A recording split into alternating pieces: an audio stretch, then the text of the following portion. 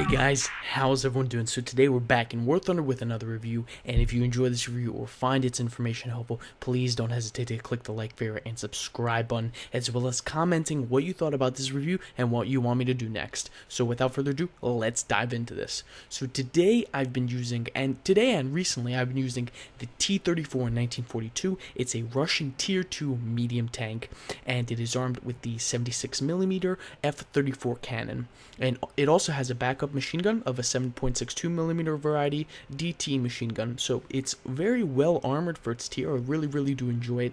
The way I play this tank, I'm going to start off a little bit different. The way I play this tank is I try to head around the battlefield. I try to take tanks on from the side, play it very carefully, because one of its weakest drawbacks is that its armor frontal onto another tank rarely stops that impact, and you really want to turn the tank to maximize its survivability. Make sure you turn the tank. I can't tell you how important it is. The Russians literally put angled armored on this tank for you to use it effectively, so do them a favor, do yourself a favor. You'll survive longer in battle, and you'll thank yourself for it. Now, moving on, so let's take a look at the vehicle info while we have it up screen now. It's a rank 2, as I said before, and has a 3.7 battle rating. Now, let's stop right here and look what other tanks have also a 3.7 battle rating, so we know what you're going up against. Now, obviously, if you're going to be playing arcade a lot, you can go up against every single other tank in the game that has close to, under, or a little bit above the 3.7 battle rating, but I'm going to be taking a look at if you're playing realistic or the simulator type of battle. So I'm going to be really focusing on them. If you do play arcade, I will kind of go over it, but I myself mostly play simulator and realistic. So we're going to take a look at that. So here we go. Starting with America, although it is a realistic battle, you will be facing some American tanks sometimes. So here we go. We're talking about a 3.7 battle rating here. We'll keep that in mind. So for the heavy tanks, you're not going to be facing the M6, which is really good. However, I think you will see a lot of the Sherman 105 with the 105mm. I do see a great, and I mean a great amount of medium tank M4 Shermans, some M4A2s maybe. They also carry the 70, or this one carries the 75. I don't think you ever see the 76, which is really good. I do see a lot of light tank M24 chassis, so be on the lookout for them, because if they do get around you, it is a devil's bitch getting them off. Okay, I do see a lot of M10s. However, since the recent patch of the 5.0 for the M18 Hellcat, you're not going to be seeing a lot of them. So thank Jesus for that, and thank God Jupe for that one as well. So let's head over to the German tech tree, and let's see what you'll be facing over here with the 3.7 battle rating. Okay, so definitely be prepared for Panzer Kampfwagens, be prepared for Panzer IVs, because you're going to be seeing a lot of them. Panzer IIIs, that's a definite. It was strange. I did see one Tiger, but that hasn't happened in a while, so I'm going to say no to the Tiger, but yes to the Panzer III, and definitely to the Panzer III Kampfwagen L. Definitely to this one. I've seen this one a lot. Be on the lookout for Stugs, wherever they are. Stug 42s and the Stug 3G. You will see a lot of them. Less of the Stug 3G and more of the Stug 3F variety. You're going to be seeing a lot of Stug 3Fs. And it was very strange. With this 76mm that we're going to be using today, I did have a lot of trouble penetrating the Stug from the side when I was shooting into the tracks. So you really want to aim above the tracks. That's my tip I guess the TheVeteranGamer's tip of the day for you. Aim above the tracks for the Stug, because for some reason, if you're aiming at the Stug directly at the bottom half of the tracks, you will always hit the tracks and therefore not penetrate. You will blow off the tracks, and since it is a tank destroyer, it's going to have a lot of trouble. But after that, you really want to start aiming for the above portion of the tank. So obviously, you're not going to be playing a lot of Russian tanks in simulator and realistic, so I'm not, however, going to go over them.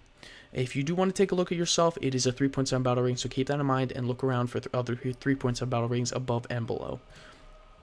Okay, so now that we got that taken care of, this tank has a reward bonus of 110% and a research point bonus of 30%. Its mass, as it sits right now, yours might be a little bit different, but mine, as it sits right now, is 26.5 tons, and this goes for everything. Your horsepower might be different, your reload time might be different. This is my kind of specifications as it is right now. Its engine power is 450 horsepower at 2,550 RPM, max speed about 50 kmh. It's 49 right now, but you can make it 50, I think, with the engine upgrades. Maximum inclination of 41. That's not great. I've had moments where you will see in the video where I had to move my tank and expose it a lot more than I wish to, just to be able to hit the enemy tanks. So 41 degrees is going to give you a little bit of trouble. Turret rotation speed is coming at 25 degrees a second. Vertical guidance is -5/28. The whole armor, so we're going to take a look at the armor now. Here we go. The frontal armor is built at a 45. However, since the Russians are smart and they slope the damn thing, you're going to be looking at an effective thickness of about 85 to 88. We got this little bit here, which is at a thickness of 99, so that is very, very good. And the thickness of the underglacius armor is 85 again, so that is very, very good for this tank. However, you really do not want to put this tank frontal to an enemy, because most guns that you'll be facing will be able to penetrate 85. However, if we just inch it a bit, it does help, but not so much. But you really, really want to get the maximum there. Perfect. So here we go. You're perfect right now. I'm the enemy. The camera is the enemy, and what the enemy is going to be looking at is about 94 to over 100 millimeters of thickness there. Same on the bottom, and over 120 there. Perfect. And here he's just going to be facing over 100 there. So you really, really want to try to angle your tank proportionally to block all the enemy shots. Now, however, no matter what way you're going to be facing, you're still going to be exposing the middle portion of the turret, which is only a sad 53 millimeters. Very, very bad there. And here on the sloped curving of the turret, we're looking at about 53 if you're shooting straight on. However, if you do miss at all, it just takes a massive dive to 85. So that's really, really good. However, what I don't like about this is that the actual main turret portion of this is only 45 degrees. However, I think there's a coating behind this that actually make it more. So you may want to check that out yourselves. Sides 56, back 55. And so on. The top is obviously the least armored part of the tank, coming in at 15 and 17. So now we come straight to the left side of the tank, or the right side I should say. You never want to expose your full right side, because it is only 40 or 50 maximum. So you really want to avoid that. And the back is about 58 to 60. Very, very well armored there. Not bad at all. Not bad at all. I do like, however, my main thing to this tank, what I love, is that it's pre-angled. So you're only going to make the angling better. Just don't do it too much, because you are making that 76. I told you right here, this is perfect. You got 94 there on the least, and you're getting 100 there at the least. So you really, really want to make sure you're angling this tank well. Machine gun portion is a really, really small hole, but it is 34, so you want to be careful of that. And the driver's hatch is a freaking awesome 134 millimeters, so that is fantastic. Now, while I have the armor tab up, let's take a look at the distances of a gun. Okay guys, so here we are at the distances of the gun. The ammo you're going to be using for default is the BR-350A with the MD5 fuse. Not bad, not bad. However, you really want to make it your mission to unlock the better armor penetration sets and get all the way up to tier 4, where at 10 meters away you're doing 80, which is really, really good. At the BR-350P, you're doing 135 millimeters at 10, and 98 at 10 with the BR-350B. So you really want to make sure you unlock those good rounds that you're spending with the turret. Okay guys, now that we got all that taken care of, with the reload time of 6.6 seconds, with the gun as it sits right now, as I said, it might be different for you, but I thought we can take a look at the crew positioning as well as the module positioning on this tank. As you can immediately see right away, this tank is covered in fuel. However, I haven't. See, the way I play this tank, I normally die from being shot up front, so I can't really vouch for how good the fuel tanks are resistant to fire. However, you do want to be careful of them, but if you play this tank right, you shouldn't have a problem with fires. So the two radiators are located behind the fuel tanks as well as the engine, very well compacted and placed. The crew is only 4, totaling a machine gunner, a driver, a commander, and, oh, no commander, my fault, aimer, and a loader. No commander on this tank. So there you go. There's my crew info, if you were interested. But yeah, that's my garage overview of this tank. Let me just put it back to... There we are. But there's my garage review of this tank. It is quite a good looking tank, obviously. Alright guys, so I have one replay lined up for you as well as a test drive in this tank showing you what it can do on and off the battlefield, so I'll be back in 1 minute. Okay guys, so here we are with the test drive portion of this review. As I said before, if you're just joining us now, skipped ahead from the video description. I did lose, however, I sadly did lose one of the replays I had lined up for you. However, that was one of the worst ones, so we're not losing a lot, and I'm going to compensate for it with a test drive, which is probably going to become a main feature after this review. I really like testing tanks under a controlled and very calm environment. It's somewhere I can do a lot of, you know, break down to the tank without getting shot by either teammates or other enemy tanks. So to the right of us here we have the Panzer 1C. You're going to be seeing very, very, very little of these unless you get into a really poor game where you're just complete controlling. So let's just eliminate this guy while on the move. Also showing you how well the tank's up. Okay, well, I'm not the best. No one said I have to be the best driver, so while I get this tank back up to speed and show you how well it does under moving, we're going to eliminate this Panzer 1C. That was, I don't even know where that shot went, Jesus. But here we go again, lining up. Oh, perfect shot to the engine and the radiator right there. Ah, no one needed electricity anyway. There's in the back. Started an engine fire. But yes, this tank is very, very good at moving on the go, and I really do like it. And it's something that you should always keep in the back of your head. Always be moving on the go. Always stay away from the enemy. That should be a, like, you know, given, without even me telling you. But as I told you guys in the garage portion of this review, I do play this tank very quietly. I do sneak up on the enemies from the left or the right flanks, and rarely, if I ever, head down the middle path.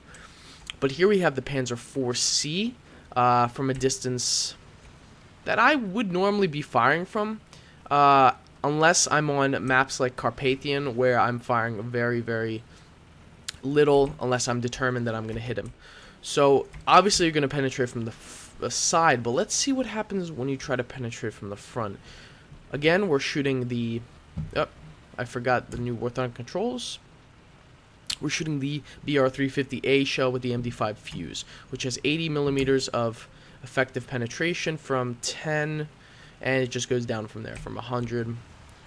So this is going to be a good test. Let's see if we can penetrate the frontal armor. The most hard armor to penetrate would probably be that section right here I'm aiming at. Actually, you know what? We're going to try to penetrate a sloped armor, so let's see if we can do this. Okay, that does bounce, and it loses a lot of power, and it heads into the spaced midsection, so we're going to now aim for the spaced midsection, see if we can penetrate there. Alright, that just goes straight through, which is fantastic news, which means you can take on these suckers while having your tank angled, and it is fantastic. So, unfortunately, there isn't many tanks we can actually use here to show off the actual power and the maneuverability of this T-34, because you're never going to be facing Panthers. As I said, the only tank you're really going to be seeing a lot of, if that, is the Panzer IV. We just exploded over to the right. Rare you're going to see any Panzer Is, but let's come over to this, what is that over there? It doesn't even tell me. Looks like a Panzer, another Panzer IV. So we're going to come over there, try aiming on the move. Again, this tank is very steady. We're going at about 33 km/h right now. It is not the top speed, but we are heading uphill. So here we go. Aiming in. He doesn't see me. This would be an optimal scenario. Fire on the move. Perfect deliverance right there. Heading around him. Very, very good very good and fast turning radius on this tank. Another shot sends it into death. So there you go. There's the garage review and the test track review of this tank. Test drive review of this tank. I'm going to be joining you shortly inside a battlefield with this tank. I do forget which map it is on, but I'm sure it'll pop up in my memory eventually. So please stay tuned, and I'll see you guys back here in 1 second. Alright guys, so here we are in the T-34 Russian Tier 2 medium tank, the 1942 version of this tank, and we're on the map Mozdok. I think I'm pronouncing that completely wrong, but hopefully someone will correct me in the comments.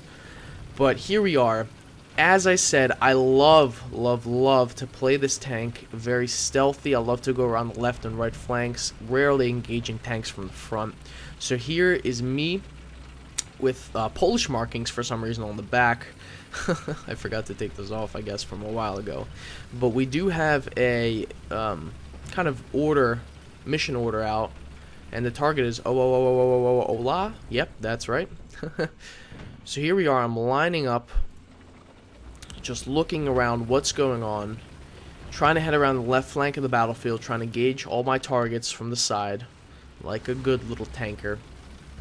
Following this T-34 to the left of me, and he actually starts getting shot, so immediately I know something's up. Watch as the T-34 gets shot again. There he is. There. M24 Chaffee. Little bastard American. We're gonna get you. Line up on a shot. Make a good contact there. Probably took out commander, maybe loader. So now that M24 is completely retreated, he knows that I have the power to stop him, which he's, most people do with a very lightly armored tank. So my buddy in the T-34 unfortunately falls to his fate. Whole crew is killed in action. Some condolence letters must be written out. But in Russia, you don't get condolence letters. You just get a kind of pat on the back. And your son was killed honorably, something like that, I'm sure. So let me just speed up ahead here, not waste anyone's time. Making my way around, staying very close to the ground, making sure this M24 Chaffee does not know I'm coming up behind him for some surprise butt sex. Here we are. Finally sees me at the last moment, but it is far too late to do anything about it as his magazine cripples under my 84mm penetration round.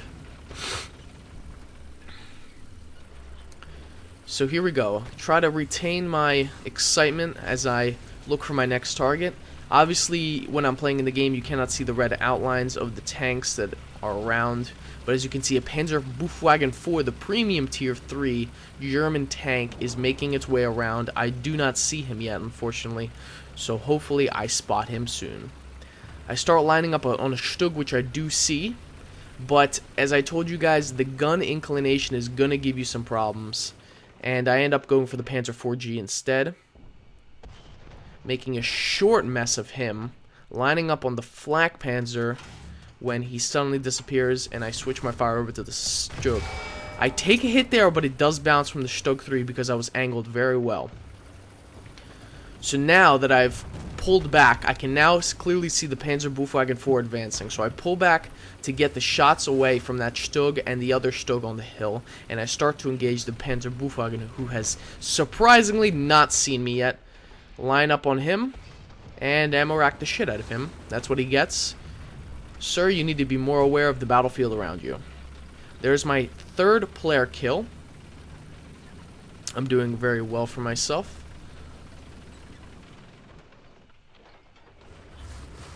Lining up on the Stug that I looked at before, but the gun inclination is just giving me the hardest time right now.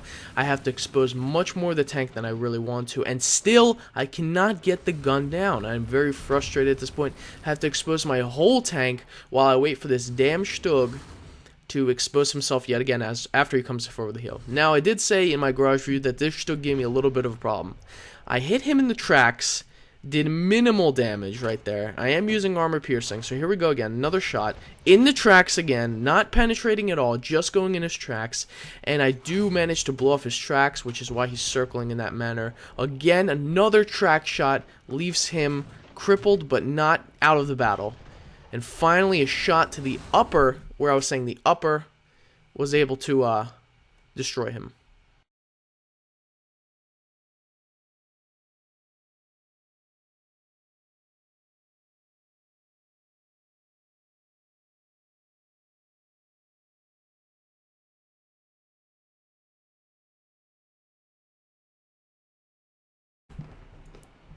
Alright guys, so we do end up going to win that match. However, there's a weird replay bug where I can't see the end of it, even though I do get another assist in and a few more hits on the M10 Wolverine. So sadly, that as well bugged out too, so I'm not sure what's going on with War Thunder. I do need to figure it out before I do any more risky reviews. But thank you so much for watching. I'm going to do a final kind of tie up to this tank really quickly. So overall, it's a really good tank. Its battle rating sits very well. I do like it. There's some tanks with really low battle rating that should be higher, and vice versa. But this tank sits very, very well at 3.7. And with its 76mm F-34 cannon, you should not have a problem, even after only receiving your BR-350 SP, which is a very, very good and underrated round. But I mostly use the BR-350P, which is really, really good as well, or even the standard BR-350A. So those are the ones I mostly use, but you might use different. I do have my tank decorated in Polish kind of thing. I haven't downloaded a skin pack for it, which is why you've seen the Polish things in the game. But I do need to get a skin pack for this tank because I really, really am enjoying it. I have a little bit more to go, not customization-wise, but modification-wise, which is why your tank might differ from mine when you have it or if you already played it. My reload time is down to 6.5 seconds now from yesterday. This is kind of a two-day review built in one because I was recording late last night. But that's about it, guys. As always, have fun in River playing, and I will see you all next time.